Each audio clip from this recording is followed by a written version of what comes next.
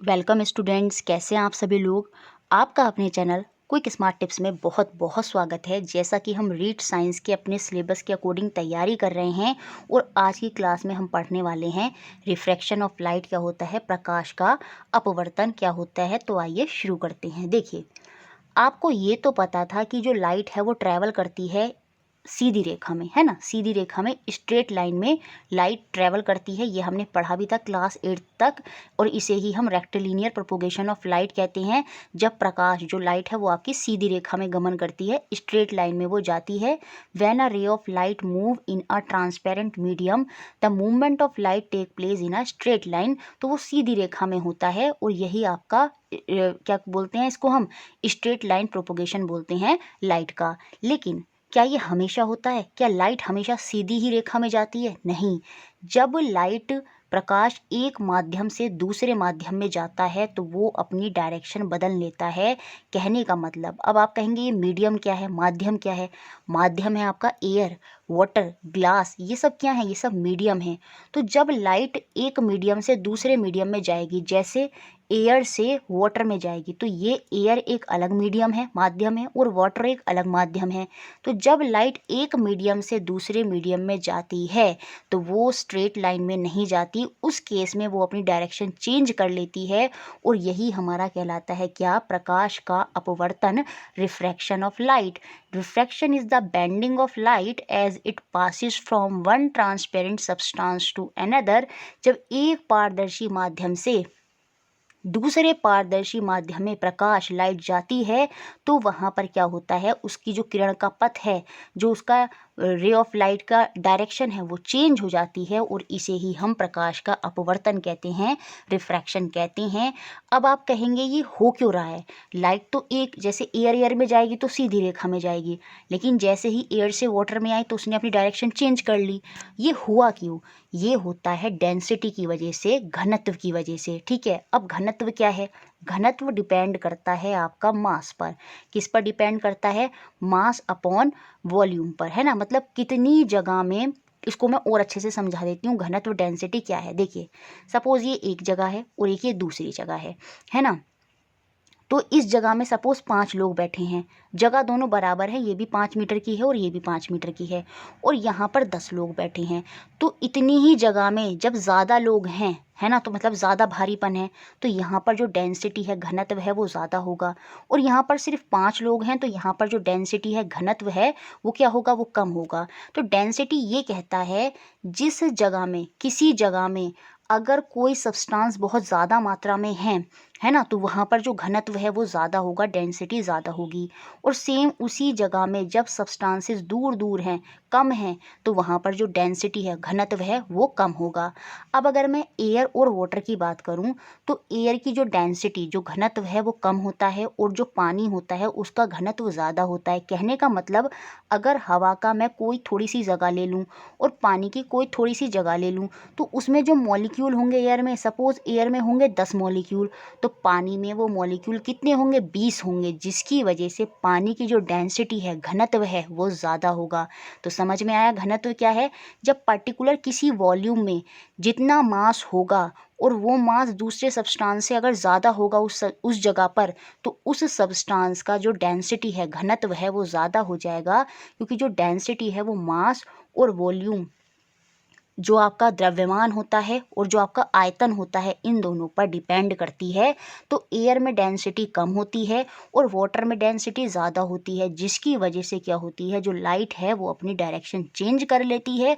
और जब लाइट अपनी डायरेक्शन चेंज करती है तो इसी को हम रिफ्रैक्शन ऑफ लाइट बोलते हैं। और यहाँ पर यही लिखा है, अब इसको अच्छे से समझना होगा। जब प्रकाश की किरणें, ray of light, rare medium से डेंसर मीडियम में जाती हैं, रेयर को हिंदी में बोलते हैं विरल और डेंसर को बोलते हैं सघन। ठीक है, तो हिंदी में बोलेंगे विरल से जब लाइट सघन में जाएगी, और इंग्लिश में बोलेंगे जब लाइट रेयरर से डेंसर में जाएगी तो वो अभिलंब की ओर मुड़ जाती है, वो नॉर्मल की तरफ बैंड हो जाती है। आइए समझते हैं इस बात में क्या कह रहा है। देखिए, ये एयर है और ये कांच की एक पट्टी है ना। तो ये एयर है ना।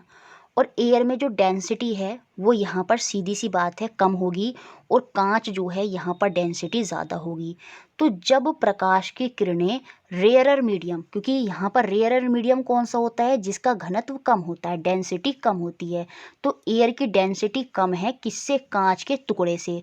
तो जब लाइट की किरणें, जब रे ऑफ लाइट जो है रेयरर, रेयरर मतलब कम घनत्व वाली, विरल माध्यम से सघन माध्यम जो डेंसर है, जिसका घनत्व ज़्यादा है, उसमें प्रवेश करती हैं, तो वो अभिलंब की ओर मुड़ जाती हैं। हम क्या करते हैं, जिस सरफेस में ये जारी होती है वहाँ पर एक नॉर्मल खींच लेते हैं, इसी को हम अभिलंब बोलते हैं। जैसे ये लाइट है, यहाँ से आई, तो इसके सापेक्ष हम इस तरह से एक परपेंडिकुलर लाइन खींच लेते हैं, और इसे ही हम नॉर्मल बोलते हैं। और जब लाइट रेयरर से डेंसर में आती है तो ये इस नॉर्मल की तरफ को बैंड हो जाती है। और यही याद रखना है आपको, यही क्वेश्चन बनता है कि जब लाइट रेयरर से डेंसर में आती है, जब विरल से सघन में आती है, कम घनत्व से ज़्यादा की तरफ आती है, तो वो अभिलंब की ओर मुड़ जाती है, नॉर्मल की तरफ बैंड हो जाती है। ये बात याद रखनी है। देखिए यहाँ पर ये रे लाइट ऐसे आई और ये फिर इस तरह से यहाँ पर ऐसे बैंड हो गई नॉर्मल की तरफ। लेकिन जब लाइट सघन से विरल में जाएगी, डेंसर से रेयरर में जाएगी, भारी से हल्के की तरफ जाएगी। अब जो लाइट है ग्लास से होते हुए बाहर निकल रही है ना। तो जब भारी ग्लास जो है उसका घनत्व ज़्यादा है और हवा फिर से आ गई तो उसका घनत्व कम होगा।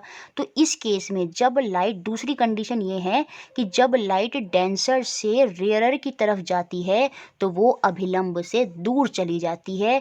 जब प्रकाश की किरणें सघन माध्यम, डेंसर मीडियम, यहाँ पर डेंसर मीडियम क्या है, ग्लास, और इससे जब विरल माध्यम, रेयरर मीडियम मतलब एयर में जा रही हैं, तो वो नॉर्मल से दूर चली जाएगी। इस बार वो उसकी तरफ बैंड ना करके, देखिए नॉर्मल खींच लिया हमने इस तरह से लाइन की तरफ, तो ये इधर को बैंड ना करके इससे दूर चली गई।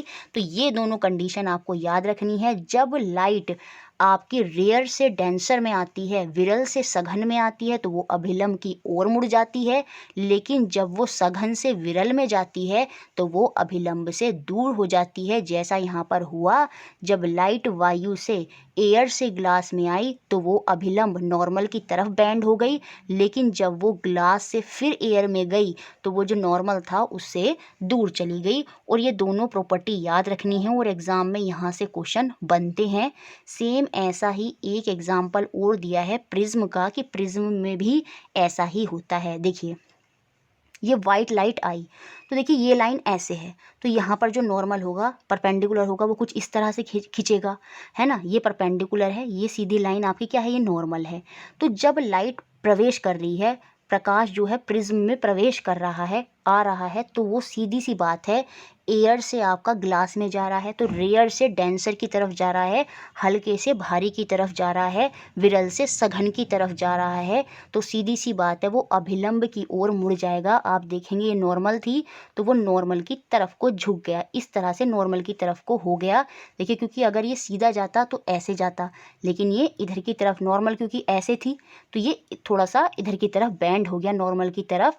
और जब ये क्या हुआ, ग्लास से, ग्लास मतलब प्रिज्म से ये फिर से एयर की तरफ जा रहा है, तो इस वाली लाइन पे अगर मैं नॉर्मल खींचूंगी तो वो कुछ इस तरह से खींचेगा। कैसे खींचेगा, इस तरह से खींचेगा। और जब इस तरह से नॉर्मल खींचेगा और लाइट यहाँ से गुजरेगी तो वो नॉर्मल की तरफ को नहीं जाएगी, वो नॉर्मल से दूर हो गई। तो कुछ इस तरह से प्रिज्म में लाइट जाती है। बच्चे कंफ्यूज हो सकते हैं कि सोचेंगे तो नॉर्मल की तरफ जा रही है, जी नहीं, यहाँ पर जो नॉर्मल बनेगा इस लाइन पे वो कुछ इस तरह से बनेगा। और जिसकी वजह से जब लाइट डेंसर से रेयर में जाती है, भारी से हल्के की तरफ जाती है, सघन से विरल की तरफ जाती है, तो अभिलंब तो ये है, तो वो इधर को ना जाकर अभिलंब से दूर जाएगी, तो वो इधर को चली जाती है। और ये चीज़ भी याद रखनी है आपको, प्रिज्म में जो रेड लाइट होती है वो सबसे कम बैंड करेगी, और जो वायलेट लाइट होगी वो सबसे ज़्यादा जो है उससे दूर जाएगी। या फिर वैसे जब बैंड करेगी तो वो अभिलंब की तरफ सबसे ज़्यादा बैंड करेगी, और जब दूर भी जाना होगा तो अभिलंब से सबसे ज़्यादा दूर जो जाएगी वो आपकी वायलेट लाइट होगी, और सबसे कम होगी आपकी रेड। ये बात भी आपको याद रखनी है, ठीक है। अब देखिए यहाँ पर कुछ लॉ ऑफ रिफ्रैक्शन है जो स्नेल ने दिए थे, उनको देखते हैं अपवर्तन के नियम क्या हैं और इस डायग्राम से आपको समझ में आ जाएंगे। जो आपतित किरण है, जो आपकी इंसिडेंट रे है, इसको हम जो आ रही होती है ना, एक माध्यम से जो रे आ रही होती है वो आपकी इंसिडेंट रे है, आपतित किरण है। अभिलंब जो नॉर्मल हम बनाते हैं, ड्रॉ करते हैं, ठीक है, परपेंडिकुलर सीधा उस माध्यम से, ठीक है। तो आपतित किरण, अभिलंब जो आपका नॉर्मल है, तथा अपवर्तित किरण जो नॉर्मल से जब एक मीडियम से दूसरे मीडियम में लाइट जा रही है और नॉर्मल से टकराने के बाद वो बैंड कर रही है या उससे दूर जा रही है, तो उसके बाद वाली, बैंड होने के बाद वाली जो लाइट है वो आपकी क्या कहलाती है, वो आपकी अपवर्तित किरण कहलाती है, वो आपकी रिफ्रैक्टेड रे कहलाती है। तो यहाँ पर ये कह रहा है इंसिडेंट रे, चाहे आपकी रिफ्रैक्टेड रे हो चाहे आपका नॉर्मल हो, to the interface of transparent medium, दोनों ट्रांसपेरेंट मीडियम है, एयर और वाटर है ना, both all are lies in a same plane, तीनों एक ही समतल में स्थित होते हैं। देखिए ये एक प्लेन है और तीनों इसी पर हैं, ये इंसिडेंट रे है, ये नॉर्मल है और ये रिफ्रैक्टेड रे है, तीनों एक ही प्लेन पर हैं, है ना। ऐसा तो है नहीं कि ये यहाँ बन रही है ये यहाँ बन रही है, तीनों के तीनों क्या हो रहे हैं, एक ही प्लेन में हैं। और ये पहला लॉ है कि जो इंसिडेंट रे है, ये देखिए ये भी इसी लाइन पर है, और जो रिफ्लेक्टेड रे है वो भी इसी लाइन से जा रही है, और जो नॉर्मल है वो भी इसी लाइन पर है। तो ये तीनों के तीनों एक ही प्लेन में हैं और यही आपका पहला नियम होता है। दूसरा नियम क्या कहता है, तो इसको ऐसे भी बोलेंगे, तीनों लाइनें चाहे इंसिडेंट हो चाहे रिफ्रैक्टेड हो चाहे नॉर्मल हो, all lies in a same plane, तीनों के तीनों एक ही समतल में स्थित होते हैं।